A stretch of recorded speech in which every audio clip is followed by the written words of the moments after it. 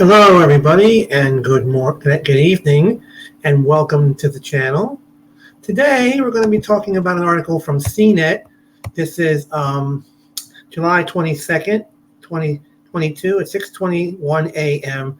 Pacific Time from David Lum.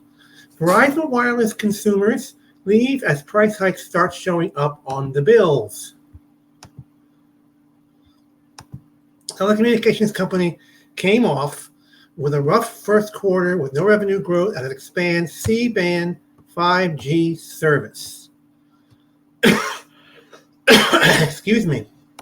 Verizon on Friday said it lost wireless consumers and saw revenue growth inch up in the second quarter as inflation and a challenging economic environment hit the carrier hard.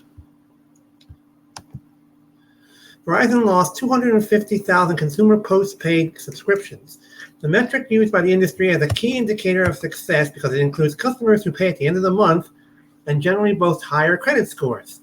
That was buoyed by the addition of 227,000 postpaid business wireless subscriptions for an overall net gain of 12,000 subscribers, which falls below competitor performance. On Thursday, AT&T said it added 813,000 net postpaid subscribers in its second quarter earnings. Our second quarter was not a good barometer for what Verizon has been or where it's going. We're not satisfied with our performance, Hans Vestberg, Chairman and Chief Executive Officer, said during the company's earnings call on Friday. This followed a rough first quarter for the carrier, which had a similar decrease in postpaid consumer subscriptions.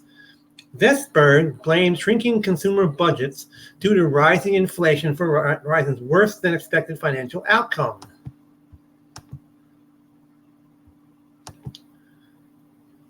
The carrier is satisfied with its share of premium wireless customers, accounting to 39% of its customer base, but continues to struggle in attracting customers at lower tiers. Matt Ellis, Verizon Chief Financial Officer, said the carrier would continue to face stiff competition throughout the year. Wireless revenue should improve in the third quarter thanks to previously announced price hikes on current plans, as well as older shared data plans, which started appearing on customers' bills in the last days of the second quarter. It remains to be seen whether Verizon will lose subscribers to the price hikes. They may do that, ladies and gentlemen. People may just walk out and leave. Verizon has been trying to attract more low-end customers with a cheaper bottom-tier unlimited plan to compete with T-Mobile's most affordable subscription option. The carrier announced 47% of postpaid mobile customers are now using 5G handsets, which is a slow increase from 40% in the first quarter and 33% at the start of the year.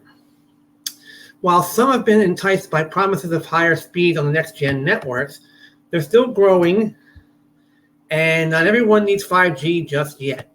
Verizon has offered aggressive promotions to win over customers from other carriers and get subscribers to upgrade to new phones compatible with Verizon's expanding 5G network. But the generous discounts might not last forever, as Vestberg admitted that the handset subsidies we're seeing in our industry are not sustainable long term. Verizon executives said that their rollout of C-band 5G was proceeding on schedule. Customers using 233% more of the spectrum in the second quarter compared to the first quarter.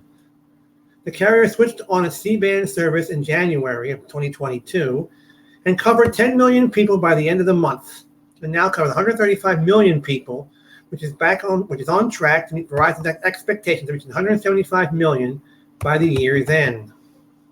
Verizon just switched on its ultra-wideband 5G in 30 more metro areas, including Washington, D.C., and the whole state of Maryland, that now can access 100 megahertz of C-band 5G spectrum, which offers more bandwidth and potentially better service than the 60 megahertz of spectrum available in cities Verizon launched C-band in earlier this year. The carrier negotiated with satellite companies to get this extra spectrum earlier than it was originally supposed to be freed up in December of 2023. The carrier also announced 256,000 more net subscribers signing up for its home 5G service compared to the first quarter. That is up to 50% from the first quarter's 112,000 net new customers for 5G, which the carrier previously expected to continue growing as it turns on more C-band 5G service. Annual growth is an even starter increase, as Verizon only added 23,000 wireless internet customers in the second quarter of 2021. Wired broadband continued to be a dependable part of Verizon's lineup, but with far lower growth than wireless, the 12,000 more subscribers, a decline from 70,000 more in the same period last year. This follows normal growth, 35,000 more in the first quarter.